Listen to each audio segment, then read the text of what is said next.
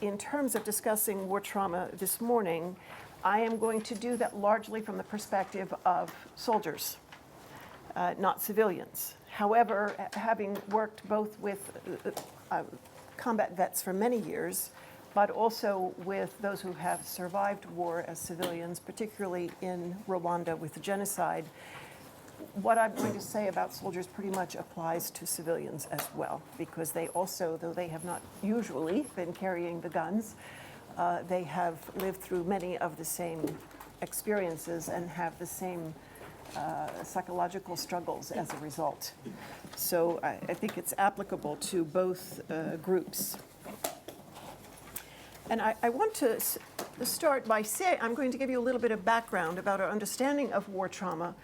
But I want to say also first that the whole discussion of trauma is not very old. Trauma is very old, but in terms of psychologists and counselors really understanding trauma and how profoundly it impacts human lives, it's still pretty new. I began my clinical work in the early 1970s in the United States, and it was when most of the Vietnam vets were returning home. And so I sort of teethed on Vietnam vets in terms of my work with trauma. But it was also an era when there were not very many females in the field of psychology. And so I worked for a while on the staff of a Christian counseling center, and I was the only woman there. And I found that a lot of the clients who were female asked to meet with me, certainly not because I knew anything, because I didn't, but because of my gender. And as a result, I began to hear their stories of childhood sexual abuse, which I will talk more about tomorrow, and of domestic abuse. And they were more comfortable bringing those things forward with a female counselor. And what began to occur to me in the early to mid 70s was that I was seeing the same symptoms in all of these groups. Women who had been sexually abused as children, particularly in a chronic fashion, women who were battered repeatedly in their marriages, and Vietnam vets actually looked alike. And if you look back on the literature, if you look back on a book that's a classic, like Judith Herman's Trauma and Recovery, you will see that it was during that era in the 70s and into the 80s that people began to understand trauma and, frankly, how common it is in human beings and how it impacts them in profound ways, often for an entire lifetime. And then, of course, we began to try and figure out how in the world you have a healing relationship for those who've been traumatized to help them recover. So again, the early 70s wasn't really all that long ago. And we are still really just learning what trauma does and how to help.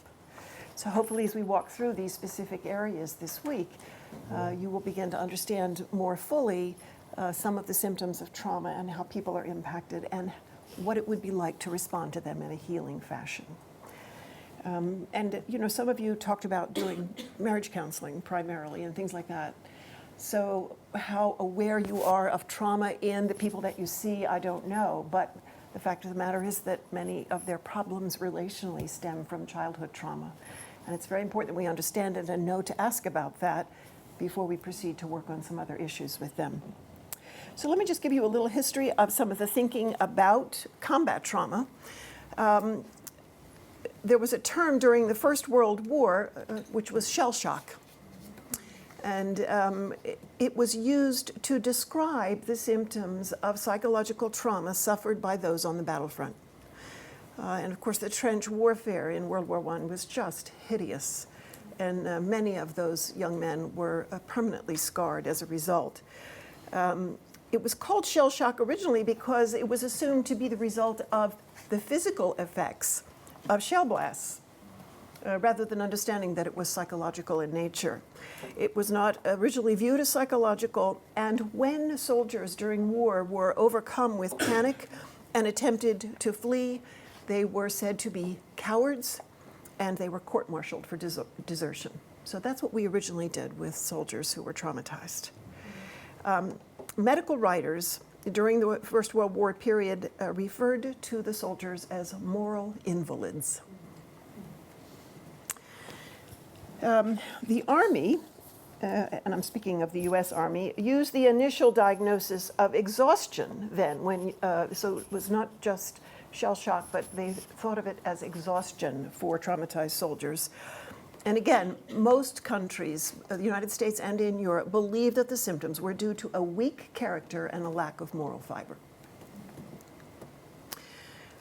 At some point, some officers began using a particular approach that they called the PI approach, and this was how to help soldiers who were suffering. And what it meant was that they took the afflicted soldiers from the front, but kept them still within the sounds of battle. They didn't want them completely removed, so the P stood for proximity. That was one of the things they thought was important. They dealt with soldiers immediately, that's the I, and they made certain that they expected to return to the front as soon as possible. So it was proximity, immediacy, and expectancy. Over time, there was a great deal of controversy about this approach, and that reached its height during the Vietnam War. And many began to express concern about the ethics of returning soldiers who were struggling immediately back to the front. During World War II, some began the work of removing the stigma from a stress reaction to combat. And it was beginning to be recognized by some that any man could break down under fire, and that psychological responses were in direct proportion to the intensity of combat exposure. Two American psychiatrists said the following: "There is no such thing as getting used to combat. Each moment of combat imposes a strain so great that men will break down in direct relation to the intensity and duration of their exposure." So the reaction, the shell shock, exhaustion, whatever they were calling it at the time, was in fact not a reflection of weakness in the man, but was a reflection, in fact, of the intensity and duration of his exposure to hideous things. As more was understood, soldiers were treated with more dignity and compassion. And the focus of treatment was then through retrieving memories, either through hypnosis or sodium amytal. Those in the field warned that the effect of combat, quote, "is not like the writing on a slate that can ever be erased, leaving the slate as it was before. Combat leaves a lasting impression on men's minds, changing them as radically as any crucial experience through which they might live." The wise warnings that began in World War II were ignored at the close of World War II, and essentially because the war was over, nobody talked about it anymore. And so one of the things, of course, that happened is soldiers came home from World War II and got no help and were not understood. And one of the things I found in working with Vietnam vets is that many of these men who had severe post-traumatic stress disorder actually grew up with fathers who were World War II vets who had terrible post-traumatic stress disorder and were never treated. And so they grew up in homes where there was a lot of violence and alcoholism and things like that. They were traumatized before they went to Vietnam because they were traumatized as children. Then they went over as a soldier and then experienced more trauma. And so it's just layer upon layer for some of these men in their lives. So at the end or in the middle of the Vietnam War, people began to raise questions about treatment and what actually was going on. And by the end of the 1970s, in the United States, the Veterans Administration had for the first time a legal mandate for a psychological treatment program for veterans. In 1980, for the first time, the syndrome characteristic of combat trauma became an actual diagnosis, and that's where we get post-traumatic stress disorder. So the context in which that diagnosis developed was war.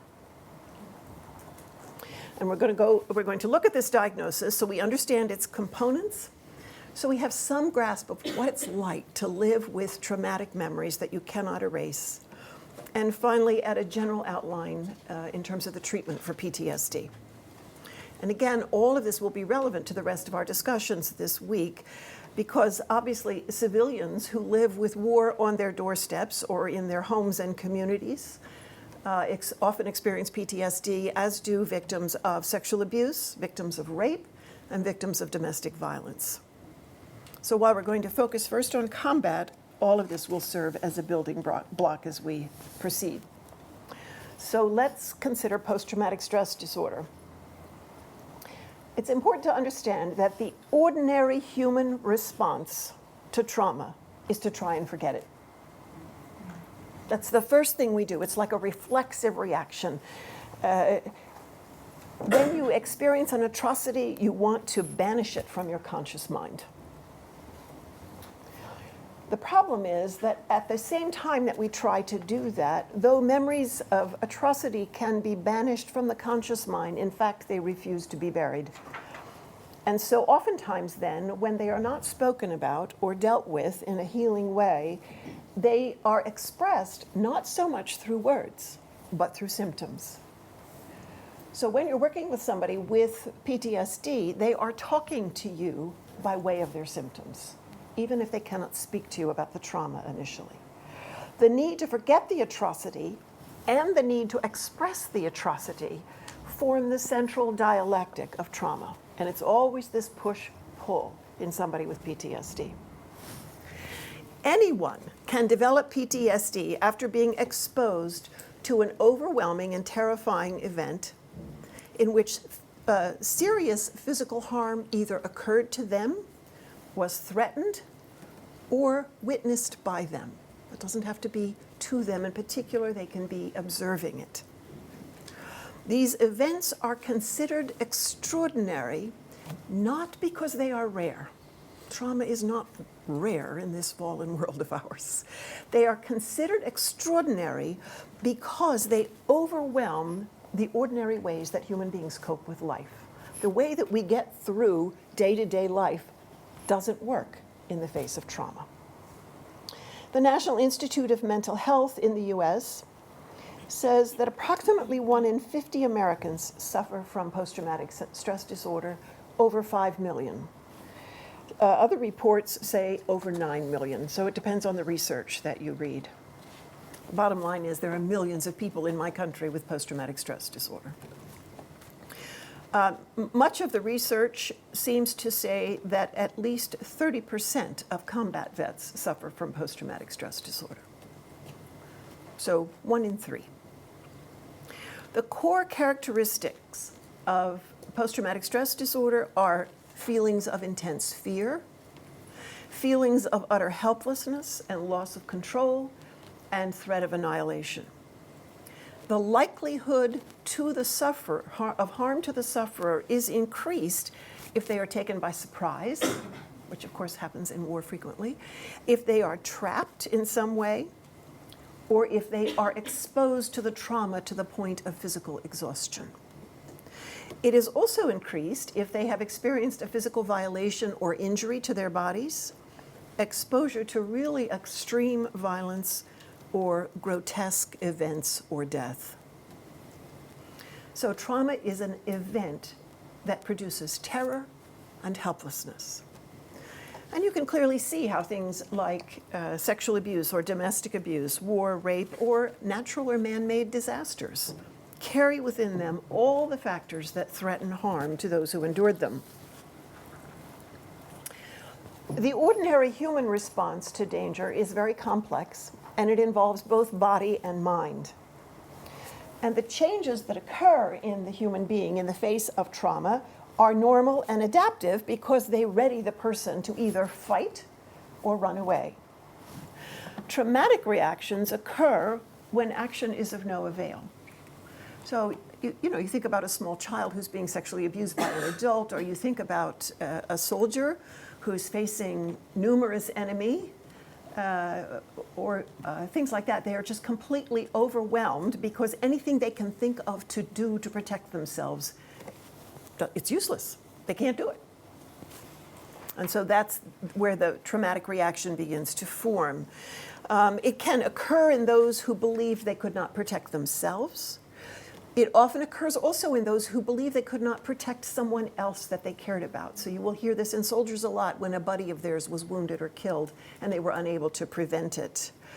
Or it can happen in those who knew they could do nothing to stop what was happening. When action seems pointless, the ordinary human system of self-defense becomes overwhelmed and disorganized. Those things that we typically do in response to danger are useless and then will often persist in an exaggerated way long after the danger is over. So trauma produces lasting changes in physiological arousal, in emotion, in cognition, in memory. Sometimes traumatic events separate these normally integrated functions from one another. So what usually functions as a unit in the human being becomes disjointed, and we will talk more about what that looks like. An example would be that a traumatized person may have strong emotion, like rage or fear, but they cannot tell you the story of how it got there. They have no words, they have no memory. Sometimes to the point of literal amnesia of the memory. Or sometimes you will talk to somebody who's been severely traumatized and they can tell you what happened, but they're like a robot. There's absolutely no emotion in what they say. So trauma often results in disrupted cognitive and emotional processes. After an event of overwhelming danger, two contradictory responses occur, two opposing psychological states. One is intrusion and the other is constriction. And the victim is caught between amnesia, wanting to forget, and this reliving of the trauma, which they cannot stop. They are caught between overwhelming, intense emotion and numbness. They are caught between impulsivity and inactivity or inhibition. So they have these opposite states within that constantly war. It's important to keep in mind when you think about trauma that the core of trauma is fear. So it's easy to understand the drive to avoid the memory. When people first began discussing trauma in the early 70s, they used to believe that the core of trauma was pain, and that if you could just relieve the pain, people would be all right. But that, in fact, turned out not to be true. Those of you who know the DSM and things like that know that PTSD is listed as an anxiety disorder. And it is the fear that generates the symptoms. When we are afraid, we want to get away. And all of us understand that feeling. Traumatized people are driven to avoid remembering, feeling, processing, or thinking about the trauma. They keep wanting to get away. But at the same time, the trauma stays alive within. It is buried but not gone, and it can easily take a person by surprise, and it is as though it has tentacles that just reach out and grab somebody and yank them back into the past. And they are thrown back into hearing the noises of battle, feeling the feelings of battle, even smelling the smells of battle in the present tense based on what happened in the war.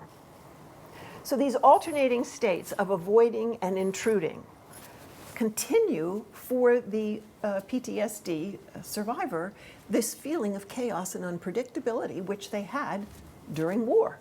So they live as if it is still going on all the time. And so often people continue functioning as if the trauma just happened today. And I'm sure you have worked with survivors sometimes of various kinds of trauma and experienced this. They are not living out of the present. They are living out of the past. They experience things like flashbacks, which is like having a nightmare when you're awake. Recurrent nightmares, which makes for a terribly disrupted sleep, and intrusive memories. And so all of those things keep this feeling of unpredictability, surprise, being trapped, ever present. And people cannot get better. And they cannot get better because it's still going on in here. Not out here, but in here. They fear being triggered by their memories, and sometimes if you work, for example, with combat vets, you will see that they have over time constricted their lives to avoid the things that trigger the memories, to the point where you might talk to somebody who basically lives his whole life in one chair. He's afraid to get up and go to another room because he'll be triggered. He's afraid to go outside. He's afraid to get in a car. He's afraid of noise. And so all he does is sit in this one chair trying to manage himself so he's not triggered, so he's not thrown back into the trauma. Initially, after trauma, the victim has ongoing and intrusive recollections with flashbacks and nightmares, and stays highly agitated as if they're in a constant state of danger. For some people, those intrusive symptoms will decrease or even be eliminated after about 3 to 6 months. But if the threat of reoccurrence were still present, the symptoms would obviously continue. And so, for example, a woman who's being battered, the symptoms continue because the trauma continues. The same thing with a child who's being sexually abused. Sometimes, as people have gotten out of the situation, like a soldier out of war, somebody's removed from the home, the intrusive symptoms decrease, though not in all. And what happens is the constrictive and numbing symptoms persist. And so you end up with somebody who's no longer having nightmares and flashbacks and things, but they're sort of flatlined. They don't engage with life. They don't seem to have the normal emotional states that human beings do in relationship and about their lives. And it's a very important thing to understand because the person will look like they are better in some ways. You know, the intrusive reactions like flashbacks, everybody notices if you have a flashback. You know, they see something happening that doesn't make sense in the current context. So when those stop, people then think, okay, this person is better. They don't understand the constrictive state that continues to exist, often for an entire lifetime, because what's obvious is gone, and this internal, hidden, locked away, numb self is what stays.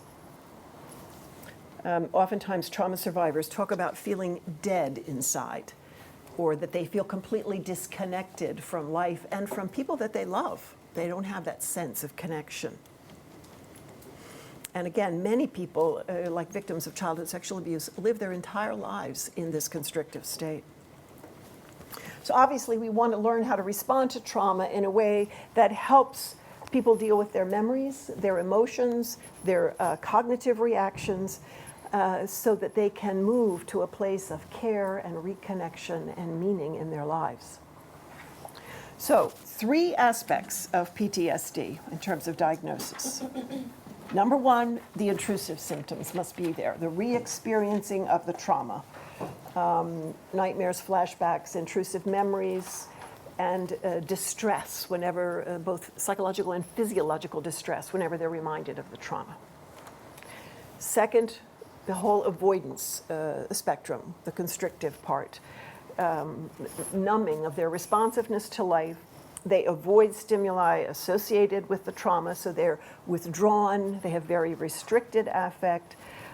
Many use dissociation in order to cope. Some have amnesia of what happened, loss of interest in life and engagement with it. And then third, someone with PTSD has what we call the arousal symptoms. And so those are sleep difficulties, difficulty concentrating.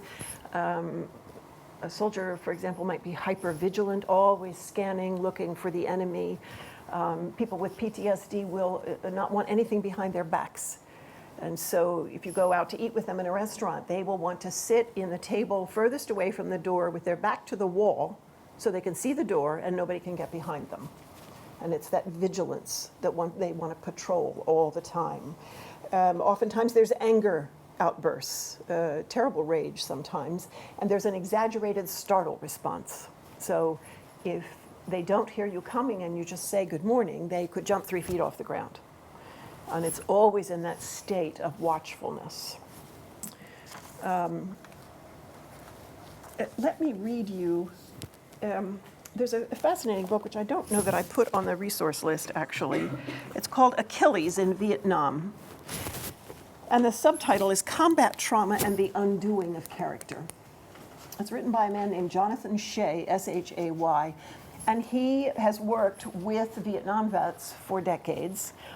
And it's quite fascinating. And he talks about the experience of the vet by using the Iliad, and shows how the things that happen to combat vets and survivors of war were actually spoken about quite articulately in the Iliad. But he has a list of the key symptoms and personality changes of PTSD. And I just want to read them to you because it's just another way of saying what I've just said about these symptoms. But it just puts them in a little bit different language. And as I read them, I want you to think about what it might feel like to have these symptoms. What might you feel if this was your experience? The first one, he says, is that the person has a loss of authority over their mental functions. Now you think about what that would be like, to feel like you are not at all in control of your own mind.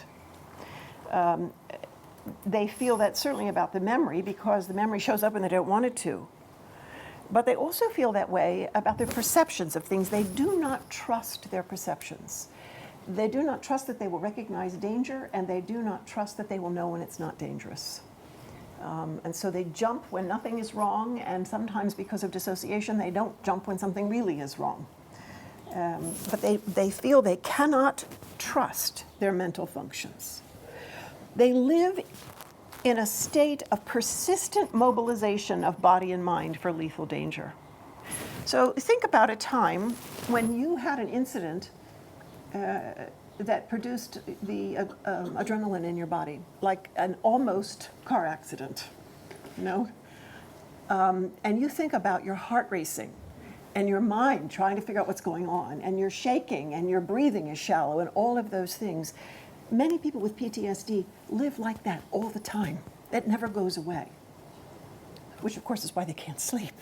You know, you think of how you might have felt in a near-miss car accident, and then somebody saying, now lie down and go to sleep. You want to go run around the block 12 times. You can't sleep. So they live with that physiological state. Persistence and activation of combat survival skills in civilian life. So, you know, in the course of the danger of war, they learn certain skills that keep them alive, but they bring those home. They don't work so well in the mall. And you know, I've worked with soldiers who, shortly after their return from war, go to the mall and they either see somebody who reminds them of the enemy, or something happens out of the side view of their eyes, and they've picked somebody up off the floor and slammed them against the wall, and the next thing they know, they're in jail and they don't even remember how they got there. So they brought these skills that are not only useless, but in fact dangerous. Many with PTSD have chronic health problems, and this is an area that we are just beginning to explore. I've seen this with a lot of women who grew up with chronic and sadistic sexual abuse for, 10 to 20 years growing up. There's often autoimmune issues because the body is not meant to be on chronic alert.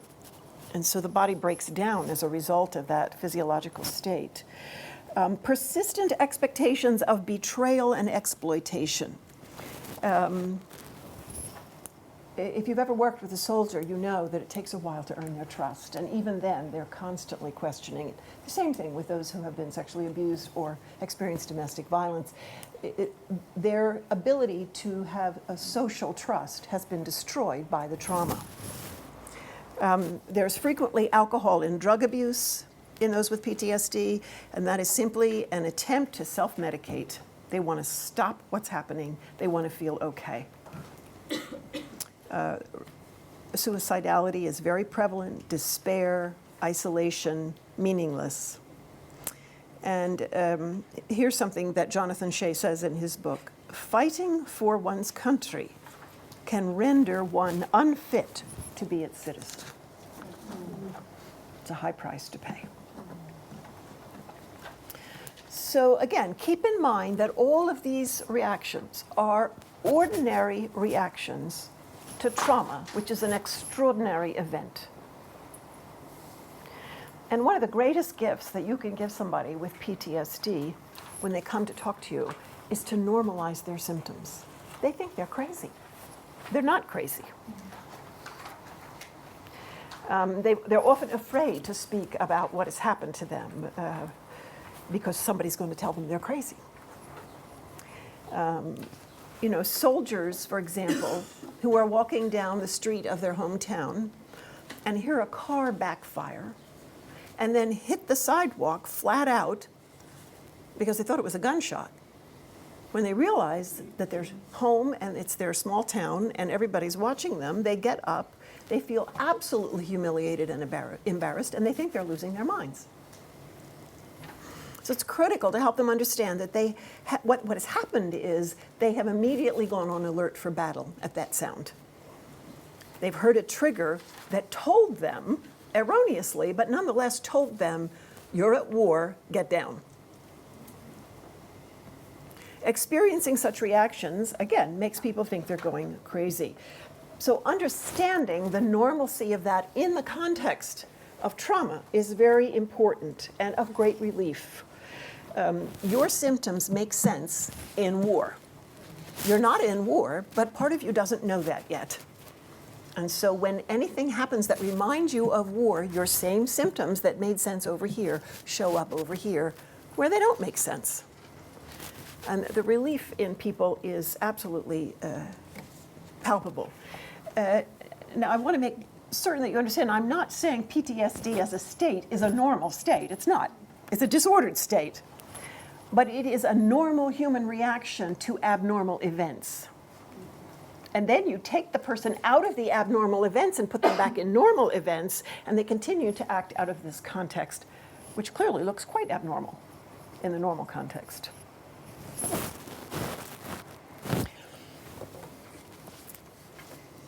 All right, I want to look a little bit at trauma and memory, what trauma does to the work of memory in a human being.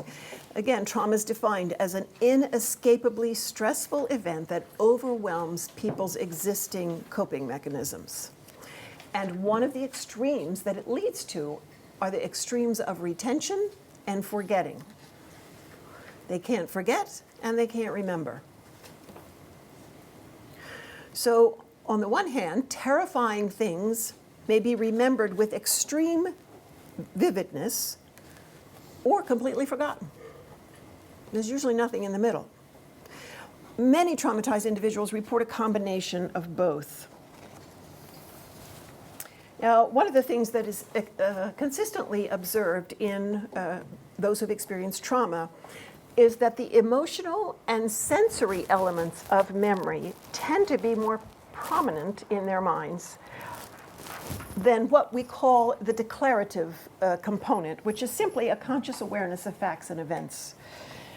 So in other words, survivors are more likely to know the physiological feelings and emotions that they had, or they can give you what some of their five senses picked up, but they can't sit down and tell you a story about what happened. If any of you have listened to those who have been soldiers or civilians in war or victims of disasters of some kind, I'm sure that you have recognized that they will begin talking to you, once they can talk at all, and they will bring you sensory experience or often fear experience. So it's like fragments of sensory components of the event. Shortly after the World Trade Centers fell in the United States, in New York, I was up there for a few days to speak at a conference. And during the course of that time was given the privilege of going to Ground Zero to meet with the workers there. And we went in the nighttime, so we were there from like midnight to 5 with the police and the firemen who were looking for people who didn't exist in the ruins. The ground was still hot, and the very strange smell and things like that. But as we talked with people who had actually been present when the towers had fallen, you would hear things from them that they couldn't tell you, well, it was this day of the week, and I went to work, and then this happened, and then this happened, and then they can't process the trauma that way yet. What they would say is repeatedly things like, I saw the color of their ties. I saw the color of their ties. I can't believe it, I saw the color of their ties. Well, what they're telling you is that they were standing outside the building as it was falling and they saw people jumping from the windows. And they were utterly traumatized by what they saw. I mean, nobody lived who jumped from the windows of the Twin Towers. And the only thing they remember is red ties and blue ties and yellow ties, because the ties would hang down as the person was falling. So it's a very typical sensory memory for somebody who's been traumatized.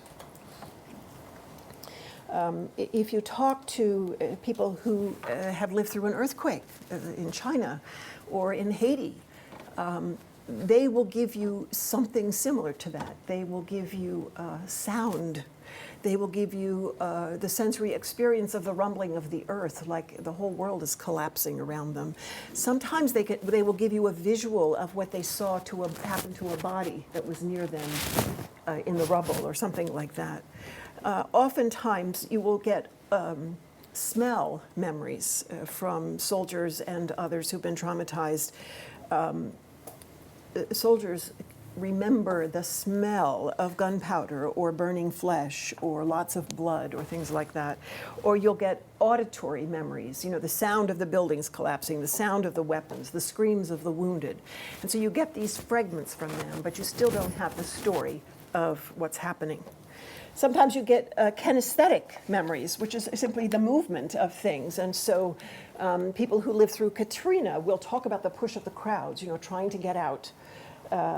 Or earthquake, the ground moving. Or in the Rwandan genocide, you will often hear of people who survived because they were buried under dead bodies. And so they tell you what that feels like. They can't tell you the story of the day, but they can tell you the feeling. And again, sometimes other than sensory things, you'll just get this intense, it was terrifying, it was terrifying, it was terrifying. There's repetition about the emotion or repetition about the sensory experience. It's very important that you understand that for a survivor of trauma, those sensory perceptions are not a memory. You know, it's not like you thinking back and saying, I remember my mother making cookies. It's not that kind of memory. It's a reliving. And so they can sit in your counseling office or your living room or whatever, and it is as if the gunpowder is in the room for them. They cannot tell the difference. The memory is so powerful. There's no gunpowder, you can't smell it, they can smell it. And that's why when you work with somebody like this, they get just terrified and repetitive and looking around, and it's almost like they've completely lost sight of you in the room because they are reliving what they experienced. And it's not diluted by time. You know, it's still the same intensity, still as potent as when it first occurred. So again, it is not a memory of the feeling. It is a re-experiencing of the feeling. This kind of reliving is very different from the report you would get from somebody who's giving you what we call narrative or declarative memory. You know, I got up in the morning and we decided to go down to the city, to the museum, and this is how we got there, and this is what we saw, and we had lunch, and that's a narrative memory. It has a story, and it will include what they liked, what they didn't like, so the emotion is in it, the events are in it, and they may even tell you some sensory experience that they had as well. Somebody was cooking something and they remembered. That's very different from what traumatic memory sounds like. It's not initially narrative, and it's not unified. You can't tell a story about trauma. You begin with the sensory, with one of the senses usually being predominant for different people. And researchers have come to believe and think, as they've researched this, that traumatic memory is stored in the brain in a quite different way than narrative memory. So narrative memory, it seems, goes into the brain as a whole. You know, like I just described, you know, somebody going to the city or whatever, to a museum. The whole thing is stored. In traumatic memory, it's like the smells over here and the sights over here and the feelings over here, and they can't pull it together. They just hop from one to the other, and it feels very chaotic. It's disconnected, and often has no linguistic component initially, which of course is part of what counseling is attempting to do. So oftentimes, particularly if trauma is recent, if you talk to a victim, they have a very limited vocabulary, and they're very repetitive. Sometimes they're mute. You know, I've worked with people who just they couldn't even get a word out. And they would curl up in a fetal position on my couch. And that's how they're talking to me. They're talking to me by what they're doing with their bodies because they don't have words yet. Or they might do something like that and rock a lot.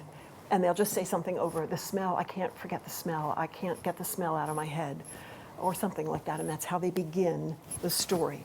So obviously it takes a lot of time and hard work to construct a narrative of trauma. It's a big job. Now, I want to give you a subjective experience of traumatic memory, not just a factual one. And I'm going to draw on the work of a man named Lawrence Langer, Langer, to help you understand what it is like subjectively to experience trauma and live with the memories. And again, we have to keep in mind that people look like they're going back to normal, but they still live with these memories. And he wrote a fascinating book called Holocaust Testimonies, The Ruins of Memory. It's very much worth reading.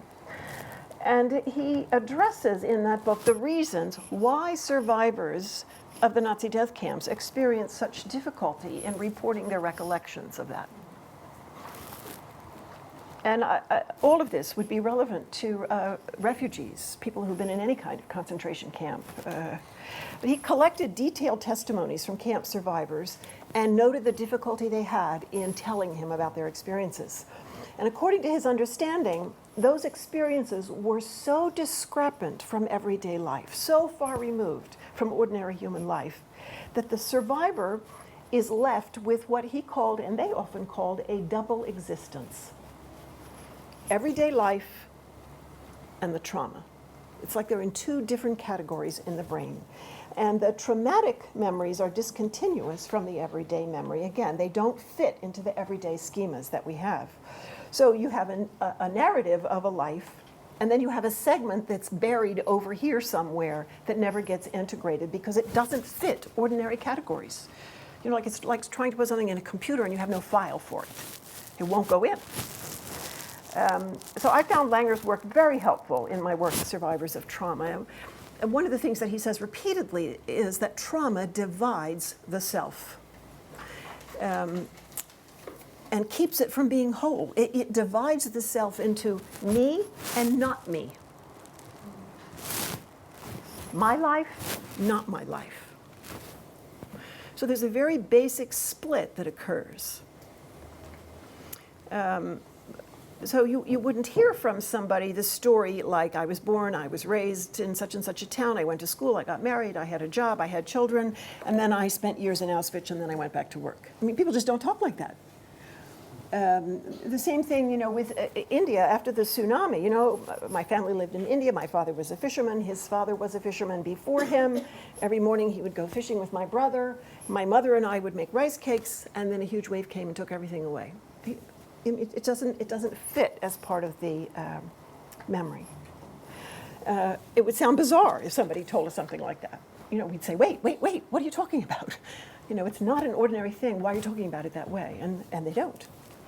Vocabulary doesn't work. Categories are not adequate.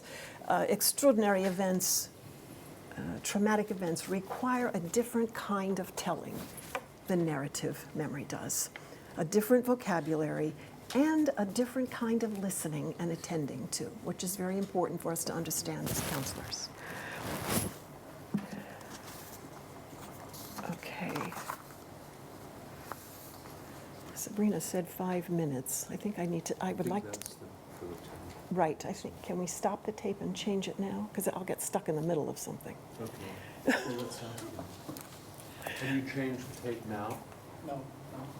I guess I'll get stuck in the middle of something. Okay. All right, one of the kinds of memory Langer talks about, he refers to as deep memory, which is about a buried self. And this occurs when people try to leave behind memories of the trauma and it's futile. So one survivor of Auschwitz says this, I live beside it. It's right there, it's fixed, it's unchangeable, it's wrapped in the impervious skin of memory, but it's segregated from the present me. It is part of not me. I wish, says the survivor, for the skin to become tougher, because I fear that it will grow thinner and crack, permitting the trauma to spill out and capture me. That's what it's like to be a survivor. Another survivor of Auschwitz, I live a double existence. The double of Auschwitz does not mingle with my present life. It's as if it weren't me at all. So you hear the splitting and almost the surreal quality of the traumatic experience. Those who survived war, for example, might years later find themselves in a business meeting or at a dinner party, and all of a sudden something will happen and they experience that double existence. and the memories of the trauma are flooding them while they're having a business meeting. And they desperately want these images of crushed bodies or death and tragedy to go away. They want the skin to be tougher. It's intruding on their present life. They're supposed to be having a business meeting. And so you can just imagine the tremendous amount of emotional, psychological energy that is required when that happens in ordinary life to push it aside, and of course they're not always successful. Another death camp survivor said, sometimes it bursts out and gives its contents, and then I feel it again physically. I feel it again through my whole body, and it takes everything I have to return to normal and for the skin of memory to heal itself. A combat veteran might see an image on television, and immediately he's transported back to the scene of battle and the feelings connected to a wound he experienced or the fear coursing through his body. So Langer talks about deep memory, which is the trauma memory, and it's isolated and burrows underneath. And it sometimes breaks through the skin of memory and spills out its contents into common memory, which is the present tense, which is the part that restores the self to something normal again, and carries more of a detached picture of the trauma rather than an emotional interaction with it. With all its talk of normalcy, common memory mediates the atrocity and somehow tells the person that in spite of this evil over here, it's okay, it's okay. And sometimes if you're working with a trauma survivor, if you have a friend who survived trauma, and they all of a sudden slip back in, you might hear them talking to themselves, it's okay, it's okay, it's okay. And that's the present memory, talking to the trauma memory, trying to push it back and away. He also talks about a common occurrence which happens when a trauma survivor is trying to tell you what happened to them. And this is a quote from a death camp survivor. Do you understand what I'm trying to tell you? And they will ask you that over and over again as they try to tell their story, because what they're doing is acknowledging the limited power of words. No matter what I tell you, it's not the same as what was. It's less than the experience. So it's very important for those of us who listen to acknowledge the limitation of words. Words can be used, they must be used, but they cannot convey the whole. They can only convey part. And there's a big sphere between what was endured and our capacity to absorb it. The survivor remembers what was. The hearer is imagining what was. And there's a great difference between remembering something that happened to you and imagining something that happened to another. So that, I think, calls for ongoing humility in the listener. As we listen to memories of trauma from others, we must do so with great respect and great humility. Because no matter how much we listen, no matter how well we understand, it's not the same as having lived through it. And no vocabulary is sufficient for communicating the whole of the trauma and the evil that they lived through. So it will help us to never respond by reducing it to an experience that if you would just learn how to forget properly, you could get over it. And so often, I'm afraid that's what we've told people who've been traumatized. You just need to put it behind you. They can't. It's in here. It won't go away. So they have to learn how to live with it, which is quite a different thing.